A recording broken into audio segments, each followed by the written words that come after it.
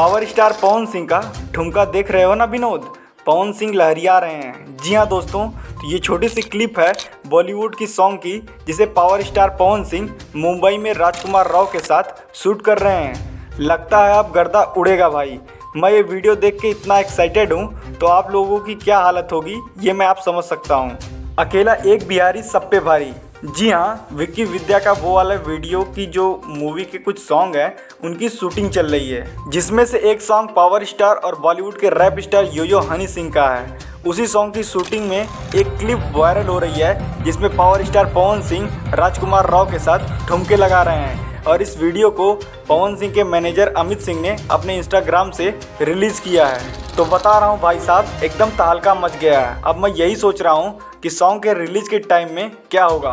विशाल सिंह ने अपने स्टोरी पर लिखा है, पिक्चर अभी बाकी है, यानी तो लकीर खींचने वाली है, लेकिन कितनी बड़ी खींचेगी ये पावर स्टार पवन सिंह बताएंगे।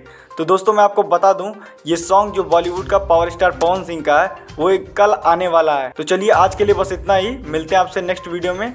अगर आपने अभी तक चैनल को सब्सक्राइब नहीं किया है तो सब्सक्राइब कर लीजिएगा, क्योंकि गाने के आने के तुरंत बाद आपको अपडेट यहाँ मिल जाएगी।